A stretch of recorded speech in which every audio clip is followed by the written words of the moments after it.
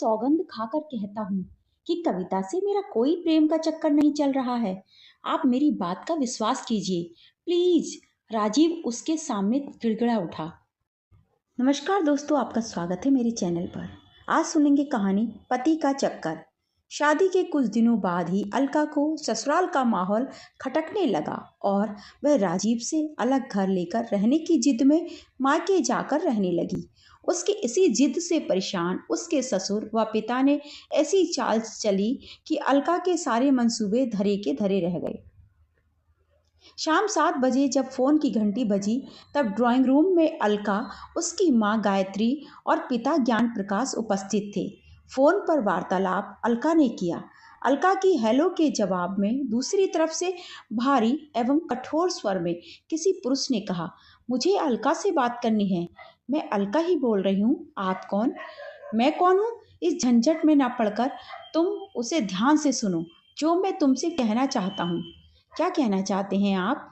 यही कि अपने पति को तुम फौरन नेक राह पर चलने की सलाह दो, नहीं तो खून कर दूंगा मैं उसका। यह क्या बकवास कर रहे हो? मैं बकवास न करके तुम्हें चेतावनी दे रहा हूँ अलका मैडम। बोलने वाले की आवाज क्रूर हो उठी। अगर तुम्हारे पति राजीव ने फौरन मेरे दिल की रानी कविता पर डोरे डालना बंद नहीं किए तो जल्दी ही उसकी लाश को चील कौओं को खिला दूंगा। यह कविता कौन है? मैं नहीं जानती, और ना ही मेरे पति का किसी से इश्क का चक्कर चल रहा है। आपको जरूर कोई गलतफहमी हुई है। शंकर उस्ताद को कोई गलतफहमी कभी नहीं होती। मैंने पूरी छानबीन कर ही तुम्हें फोन किया है। अगर तुम अपने आप को विधवा की पोशाक में नहीं देखना चाहती हो तो उस मजनू की औलाद राजीव से कहो कि वह मेरी जान कविता से के साय से भी दूर रहे।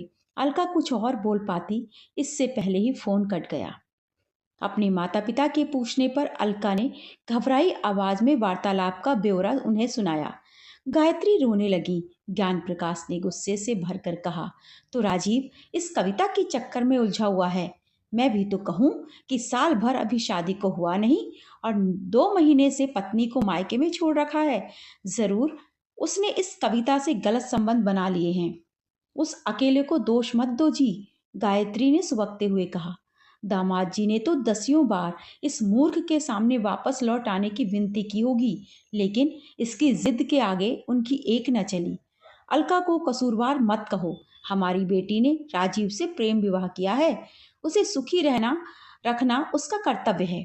अगर अलका अलग घर में रहने की जिद पर अड़ी हुई है तो वह मेरी समझ से कुछ गलत नहीं कर रही, कहकर ज्ञान प्रकाश अलका की तरफ देखने लगे। पापा, आप ठीक कह रहे हैं। मैंने नौकरानी बनने के लिए शादी नहीं की थी राजीव से। अलका ने अपने मन की बात फिर दोहराई। अलका, तुम राजीव को फोन करके इसी वक्त यहाँ आने के लिए कहो। ऐसी डांट पिलाऊंगा मैं उसे कि इश्क का भूत फौरन उसके सिर से उतरकर गायब हो जाएगा। ज्ञान प्रकाश की आंखों में चिंता व क्रोध के मिले जुले भाव नजर आ रहे थे। अलका राजीव को फोन करने के लिए उठ खड़ी हुई। करीब घंटे भर बाद राजीव अपनी ससुराल पहुंचा। उसके पिता ओंकारनाथ और मां कमलेश भी उसके साथ आए थे। उन तीनों के चेहरे पर चिंता व तनाव के भाव साफ झलक रहे थे।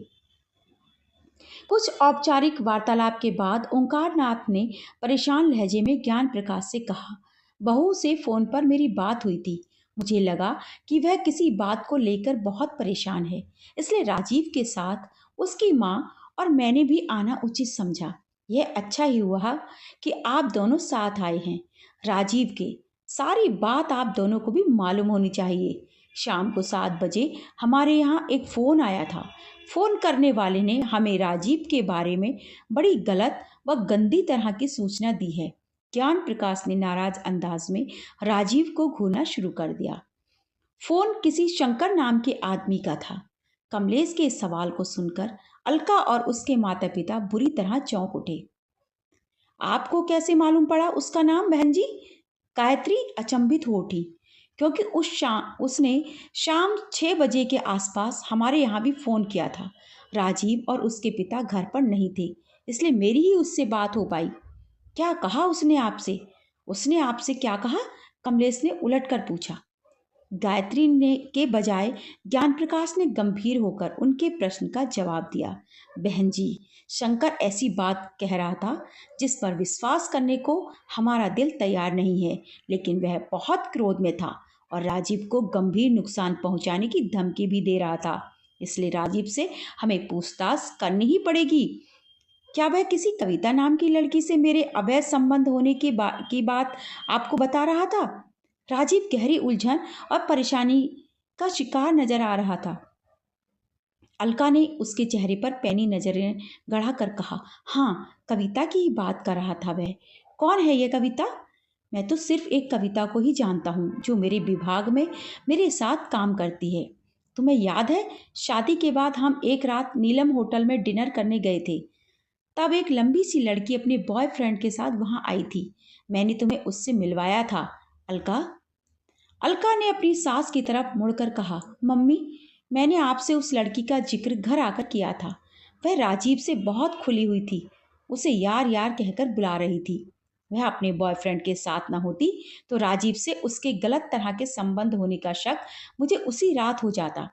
मेरा दिल कहता है कि राजीव जरूर उसके रूप जाल में फंस गया है और उसके पुराने प्रेमी शंकर ने क्रोधित होकर उसे जान से मारने की धमकी दी है। बोलते बोलते अलका की आंखें डबडबा आईं, चेहरा लाल हो गया। बेकार की बातें मुंह से मत निकालो, अलका। राजीव को गुस्सा आ गया। घंटे भर में अपने माता पिता को यह बात समझाते हुए मेरा मुंह थक गया है कि कविता से मेरा कोई चक्कर नहीं चल रहा है। अब तुम भी मुझ पर शक कर रही हो? क्या तुम मुझे चरित्रहीन इंसान समझती हो? अगर दाल में कुछ काला नहीं है तो ये शंकर क्यों जान से मार देने की धमकी तुम्हें दे रहा है? अलका ने चुपते स्वर में पूछा। उसका दिमाग खराब हो गया, वह पागल होगा। अब मैं कैसे जानूंगा कि वह क्यों ऐसी गलतफहमी का शिकार हो गया है? राजीव चिढ़ उठा। अगर वह सही कह रहा है तो तुम कौन सा अपने व कविता के प्रेम की बात सीधे सीधे आसानी से कबूल कर लोगे? अलका ने जवाब दिया। तब मेरे पीछे जासूस लगवाकर मेरी इंक्वायरी करवा लो, मैडम। राजीव गुस्से से फट पड़ा। मैं दोषी नहीं हूं, लेकिन मैं एक सवाल तुमसे पूछना चाहता हूं। तुम 2 महीने से मुझसे दूर यहाँ मायके में जमी बैठी हो। ऐसी स्थिति में अगर मैं किसी दूसरी लड़की के चक्कर में पड़ भी जाता हूं तो तुम्हें परेशानी क्यों होनी चाहिए? जब तुम्हें मेरी फिक्र ही नहीं है तो मैं कुछ भी करूं, तुम्हें क्या लेना देना उससे? मेरा दिल कह रहा है कि तुमने मुझ पर लौटने का दबाव बनाने के लिए ही शंकर वाला नाटक किया है। लेकिन तुम मेरी एक बात ध्यान से सुन लो। जब तक तुम मेरे मनोभावों को समझकर उचित कदम नहीं उठाओगे, तब तक मैं तुम्हारे पास नहीं लौटूंगी। अलका झटके से उठकर अपने कमरे में चली गई। चाय नाश्ता करके मेहमान अपने घर लौटने लगे। चलते चलते ओंकार नाथ ने स्नेह भरा हाथ अलका के सिर पर रखकर कहा, बहू, मैंने कुछ प्रॉपर्टी डीलरों से कह दिया है तुम दोनों के लिए किराए का मकान ढूंढने के लिए। तुम दोनों का साथ साथ सुखी रहना सबसे ज्यादा महत्वपूर्ण है। किराए का मकान मिलने तक अगर तुम घर लौट आओगी तो हम सबको बहुत खुशी होगी। जवाब में अलका तो खामोश रही, लेकिन गायत्री ने कहा, यह आगामी इतवार को पहुंच जाएगी आपके यहाँ। मेहमानों के चले जाने के बाद अलका ने कहा, माँ, एक तो मुझे इस कविता के चक्कर की तह तक पहुंचना है। दूसरे, अगर मैं राजीव के साथ रहूंगी तो उस पर मकान जल्दी ढूंढने के लिए दबाव बनाए रख सकूंगी। इन बातों को ध्यान में रखकर ही मैं ससुराल लौट रही हूँ। शुक्रवार की दोपहर में एक अजीब सा हादसा घटा। अलका अपने कमरे में आराम कर रही थी। खिड़की का कांच टूटकर फर्श पर गिर पड़ा। वह भागकर ड्राइंग रूम में पहुंची। तभी उसके पिता ने घबराई हालत में बाहर से बैठक में प्रवेश किया और अलका को देखकर कांपती आवाज में उससे बोले, शंकर, दादा के 2 गुंडों ने पत्थर मारकर शीशा तोड़ा है। पत्थर पर कागज लिपटा है, उसे ढूंढ। उसमें हमारे लिए संदेश लिखकर भेजा है, शंकर दादा ने। पत्थर पर लिपटे कागज में टाइप किए गए अक्षरों में लिखा था, अलका मैडम, अपने पति राजीव की करतूतों का फल भुगतने को तैयार हो जाओ। आज शीशा तोड़ा गया है, कल उसका सिर फूटेगा। कविता सिर्फ मेरी है, उस पर गंदी नजर डालने वाले के पूरे खानदान को तबाह कर दूंगा मैं, शंकर दादा। पत्र पढ़ने के बाद गायत्री, ज्ञान प्रकाश व अलका के चेहरे पर हवाइयां उड़ने लगी। पूरी घटना की खबर दोपहर में ही ओंकार नाथ के परिवार तक भी पहुंच गई। खबर सुनकर सभी मानसिक तनाव व चिंता के शिकार हो गए। सबसे ज्यादा मुसीबत का सामना राजीव को करना पड़ा। हर आदमी उसे कविता से अवैध प्रेम संबंध रखने का दोषी मान रहा था। वह सबसे बार बार कहता कि कविता से उसका कोई गलत संबंध नहीं है, पर कोई उसकी बात पर विश्वास करने को राजी न था। रविवार को सुबह अलका अपने पिता के साथ ससुराल पहुंच गई। रात को शयन कक्ष में पहुंचकर उन दोनों के बीच बड़ी गर्मागर्मी हुई। राजीव अपने को दोषी नहीं मान रहा था और अलका का कहना था कि कुछ ना कुछ गड़बड़ जरूर है, जो शंकर उस्ताद जो गुस्से से फटा जा रहा है। आखिरकार राजीव ने अलका को मना ही लिया। तभी उसने अपने आप को राजीव की बाहों में के घेरे में कैद होने दिया था। पूरा एक सप्ताह शांति से गुजरा और फिर शंकर दादा की एक और हरकत ने उनकी शांति भंग कर डाली। किसी ने रात में उसकी मोटरसाइकिल की सीट को फाड़ डाला था। हैंडल पर लगे शीशे फोड़ दिए थे। ऊपर से उस पर कूड़ा बिखेर रखा था। उसके हैंडल पर एक चिट लगी हुई थी जिस पर छपा था, अब भी अपनी जलील हरकतों से बाज आ जा, नहीं तो इसी तरह तेरा पेट फाड़ डालूंगा। राजीव चिट उखाड़ कर उसे गायब कर पाता उससे पहले ही ओंकारनाथ वहां पहुंच गए। उनके शोर मचाने पर पूरा घर फिर वहां इकट्ठा हो गया। जो भी राजीव की तरफ देखता उसकी ही नजरों में शिकायत व गुस्से का भाव होते। शंकर दादा का खौफ सभी के दिल पर छा गया। दिन रात इसी विषय पर बातें होती। राजीव को उसके घर व ससुराल का हर छोटा बड़ा सदस्य चौकन्ना रहने की सलाह देता। शंकर दादा का अगला कदम न जाने क्या होगा। इस विषय पर विचार करते करते सभी के दिलों की धड़कनें बढ़ जाती। लगभग 10 दिन बाद किसी हादसे के गुजर लगभग 10 दिन बिना किसी हादसे के गुजर गए, लेकिन यह खामोशी तूफान के आने से पहले की खामोशी सिद्ध हुई। एक रात राजीव और अलका 10 बजे के आसपास घर लौटे। एक मारुति वैन उनके घर के गेट के पास खड़ी थी। उन पर दोनों ने ध्यान नहीं दिया। राजीव की मोटरसाइकिल के रुकते ही उस वैन में से 3 युवक निकलकर बड़ी तेज गति से उनके पास आए और दोनों को लगभग घेर कर खड़े हो गए। कौन है आप लोग? क्या चाहते हैं? राजीव की आवाज डर के मारे कांप रही थी।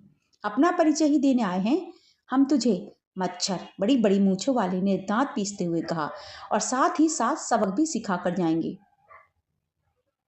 फिर बड़ी तेजी व अप्रत्याशित ढंग से एक अन्य युवक ने अलका के पीछे जाकर एक हाथ से उसका मुंह यूं दबोच लिया कि एक शब्द भी उसके मुंह से निकलना संभव न था।